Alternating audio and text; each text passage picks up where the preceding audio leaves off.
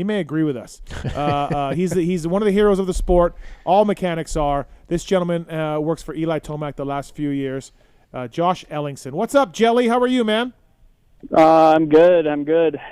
Are you done to build? Are you done to build? He's still in San Francisco. No. Yeah, we're still down in the wash pits. Oh, you're stuck. You can't get out. Yeah, send help. Yeah. Hey. So, are you and Alex still building for real? No, we really are. Yeah. Oh my God! What did you throw away? Just everything? I could give you a quicker list with what we kept. Oh my God! So I had a mechanic tell me that they're in these wash bays, and I don't know if it was the greasy privateers or the factory guys, but they're washing their bike. The guy next to him is washing his bike and just spraying his bike with mud, and the guy's washing his bike again, and then turns around, guy's washing mud all over his, like, Jelly, what was this like? What were these pressure washer pits like? It was an all-out war in there. I mean, you had somewhat of a common respect for the guy next to you, but at some point you just got to get the work done. And it was like you had 2 feet between each other. So right. it was what it was. Yeah. You would spray the other mechanic and you just look at each other and just carry on. Just like, anarchy. This is what it is. Like you're getting more wet from the pressure washer bays than standing out in the rain. Right. Basically. Yeah. Just to get your wash cover on to start washing was a war in itself because you still had to use that bike. Like you couldn't just free for all. But dude, it was insane. Was it one of the worst races that you can remember? I honestly think this was the worst mud race I've done. Okay, I bet it's and just in like conditions wise were one thing, but just like the setup. The washing between, but going back to the truck, like you had to be so careful. The mile ride back, the pouring rain, Because it wasn't like you were at your truck in your elements, had your air, had your covers, had everything. It was a free for all, and then you had to ride your bike all the way back to the truck, then prep it. Like there were so many things that could have just put you out. Jelly, I pulled off. I had crashed in the heat race when I was in like 11th, and I know like 2 or 3 people passed me, and I pulled off with like 2 laps to go so that I could get my mechanic into the wash bays. I'm sure he was praising you. He was part of the strategy. And I stayed, and like he would ride my scooter down, but I was like, dude, I want my bike clean for the LCQ. Yeah. So like, I mean, him and I, we're doubling up, dude. We're both washing this thing as fast as we can. And he didn't even get to go back, like, after the heat race. Like, he had to stay down there. I brought him. I rode my scooter back, got a bunch of crap. So he had no tools to do anything with to your bike? I mean, he had some tools, but, like, he was, like he wasn't able to go back to the semi to, like, fully prep it. He told me at the end of the night after the main, he's like, Kate, I'm sorry. I pride myself on being a good mechanic, but, like, I had to race the LCQ, the heat, all this stuff. He's like, I didn't check a single bolt all night long. Dude. He's like, there was no time. Yeah, you just didn't have a choice. Like, even after our first practice, before they canceled the second one, like, by the time you got off the track, washed, back to the truck, like, we started doing work, and they're like, hey, you got to leave in, like, 15 minutes. And we're like, to do another mud practice. And, like... Did you get your oil and clutch in there? Like, that wasn't... You got it done? No, I wouldn't have got it done before that second practice if we would have ran it. Okay. No. Because by the time you got able to work on the bike, they were like, you got to get all your other stuff ready. Like, was Eli going to ride the second one? I told my guy, I'm like, I'm going to sit here, and if it's slower, I'm not even going to go out. We were going to go out for it, yeah. Oh, yeah, no, I wasn't doing that. And then we had a caller, Jelly, that just called in and said, the crowd and the guys were riding through the crowds, people everywhere. You're trying to fight through these people with your bike, right? I'm pretty sure they changed the bike lane like 3 times. Oh. Because we went down on one side of the fence, and then we came back, and they were yelling at us to go back on the other side of the fence. Like, it was chaos. Like, obviously, look, like Northern California in January, the good chance of rain, you know? Jelly, can they go back, or was it just like if they told you tomorrow, like, hey man, should we do this again? Would you be like, nope? I don't know. In the moment, I was like, Oakland was looking pretty good. But, I don't know. I don't know what the answer is. I'm not sure why it shaped up to be that chaotic. I mean, the rain never helps in any circumstance. Mm-hmm. Like, it doesn't matter where you're at. If you have that condition anywhere, it's going to be a tough day. But it was more than just the rain that made it tough too. Just to lay out the pits, the distances, everything was just really tough. And I know they did their best to try to accommodate, but it was a tough day. Like, how did a guy like Barsha, who's in the LCQ, get the bike clean, get back, get the bike ready to turn right back around? Because it seems like he much more. Kate knows. Well, yeah, but I guess dude, so. Yeah, after the LCQ, my guy washed my bike. I rode my scooter back, and Joe told me before I leave, he's like, "Hey, in case I don't come back, if you come back here, I need gas, I need oil, and I need coolant." Like, he's like, those are the 3 things you have to bring with you if I don't come back. And I called the team because I don't know where all that stuff is. And Julian, our team owner, comes sprinting in the door. And he's like, what do we need? And they're digging everything out, getting ready for me to ride back up there. And my mechanic comes in the garage door at like 100 miles an hour trying to get back in time. Oh. And they dropped my oil and did all the stuff. And I'm like, I got last skate pick anyways. Like, it don't matter. And but, yeah, like, there's no way they could have put a clutch in my bike. Like, I rode the same clutch, the same oil. You're lucky, though. Like, if you're a Tomac, is Jelly, are you getting that clutch changed? Probably not. You have to. Well, I mean, you just have to. Basically have to. Right. Yeah. Right. You have to send him down to get in his spot in line, and then you just hope you make it down before he's picking his gate. Like, but there's really no choice in that instance. Okay.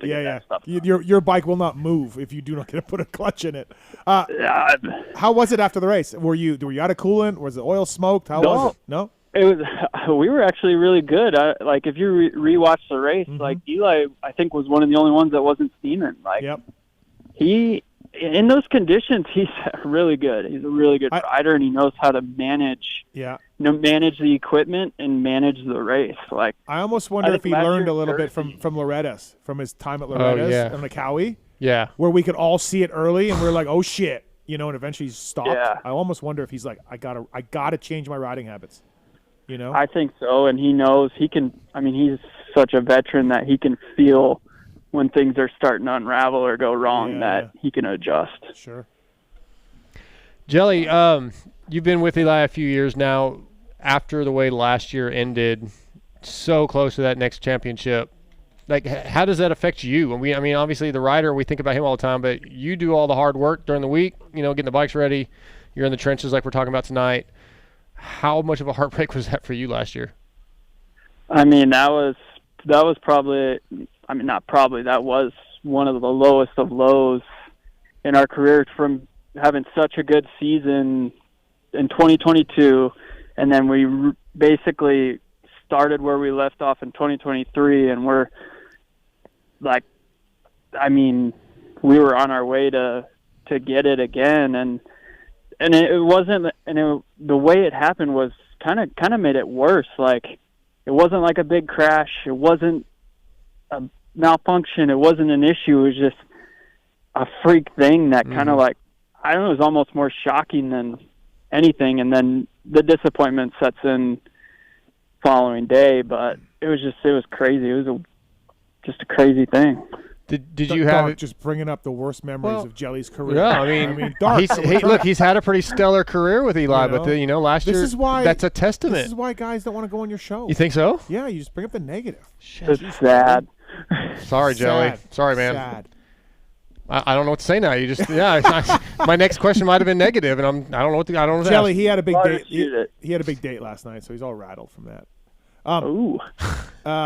Jelly, A1 didn't go the way you wanted to. Oh, negative. Jeez. Yeah, but I'm flipping it to a positive. Watch this. I was getting there. This is how a true journalist works. But I was getting there. A1 didn't go great for you, Jelly, but he did finish well in San Francisco.